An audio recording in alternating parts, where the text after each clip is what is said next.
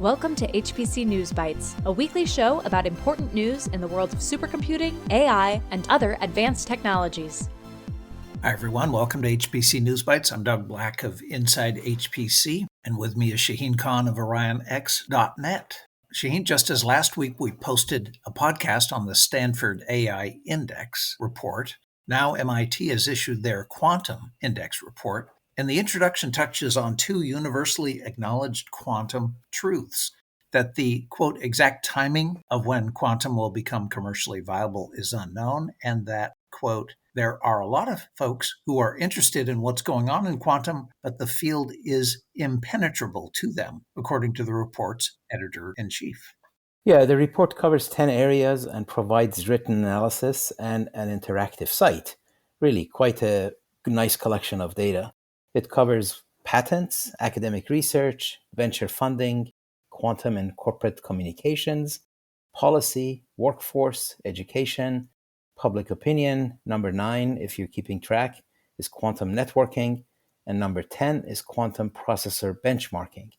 It notes the substantial market momentum in quantum processor performance patents around the world, which have risen fivefold from 2014 to 2024, with China holding 60% of quantum patents as of 2024, followed by the US and Japan, continued substantial investments into the area, continued industry and public buzz around the technology and its intriguing nature and promise, and a skill set gap that really applies to all these major technology trends.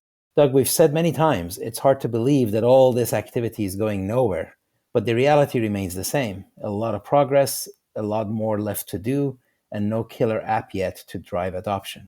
Staying with quantum, IBM certainly has established a respected place in the quantum community for its quantum R&D work, and last week they announced plans with AMD to develop computing architectures combining quantum computers and HPC, what they're calling quantum-centric supercomputing. AMD and IBM are collaborating to develop scalable, open-source platforms that integrate AMD CPUs, GPUs, and FPGAs with IBM Quantum to accelerate a new class of algorithms outside the current reach of either paradigm. There's definitely merit to a hybrid supercomputer that integrates CPUs, GPUs, and QPUs. And as you mentioned, IBM and AMD are a good match here and are both doing really well independently. They plan a demo this year to showcase hybrid workflows. AMD's FPGAs and fast CPUs have also been used for real-time error correction of QPUs by others. So that is expected to be part of this collaboration as well. There was an interesting story in Fast Company about a new way to build data centers, massive ones to keep pace with demand for AI infrastructure. Mark Zuckerberg said Meta will build 5-gigawatt data centers out of hurricane-proof tents that can be constructed faster than conventional data center buildings. Shaheen, maybe we should call them disposable AI factories. Well, these things have a habit of becoming permanent fast, though.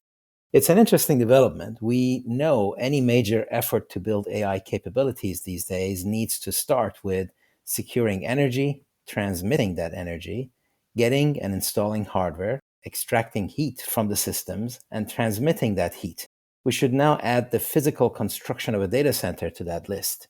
And this method accelerates that, trading off speed for long-term durability, which maybe can be added on the side as they go. It shows the ends companies will go to accelerate their AI capabilities. It indicates a stampede, a race against the clock, a higher appetite for risk, and it's all good news for GPU providers. The biggest story last week in HPC AI, and really in tech, and actually in the entire business world at large, was Nvidia earnings, which were blockbuster by any measure, except possibly when measured against Nvidia itself. The company reported record revenue and operating profit with sales growth of 56%.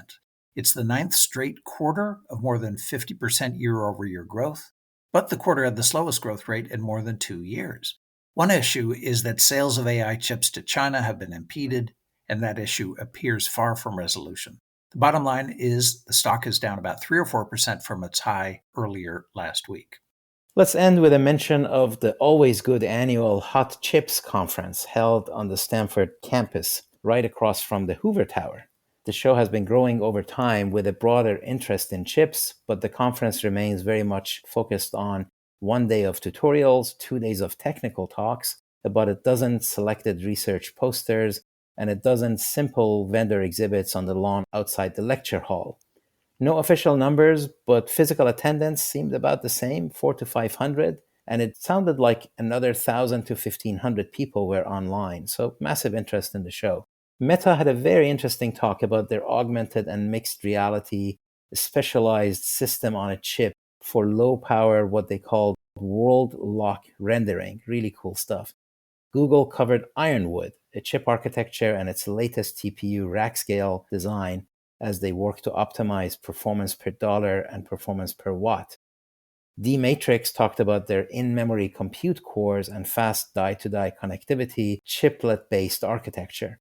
Other talks covered IBM's Power 11, which mostly follows on from the very nice IBM Power 10, Intel Xeon processors, efficiency cores, E-cores, which looks like a beast, Nvidia RTX 5090 for graphics, including, quote, neural rendering, and perhaps taking it beyond graphics, AMD Radeon RX 9000, also for improved ray tracing and AI accelerations for gaming, Condor Computing, the US-based subsidiary of Taiwanese Andes Technology, and its high-performance RISC-V compatible CPU cores.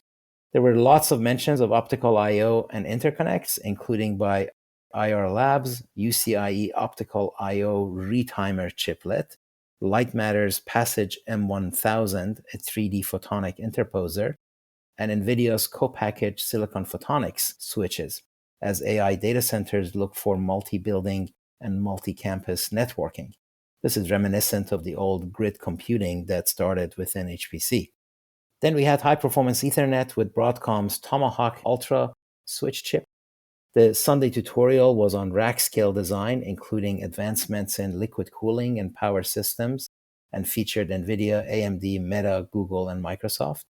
One big highlight was an excellent keynote by Dr. Atsuyoshi Koike, CEO of Rapidus, about how they have made so much progress in such a short period of time as Rapidus helps to propel Japan in cutting-edge technologies and semiconductor manufacturing.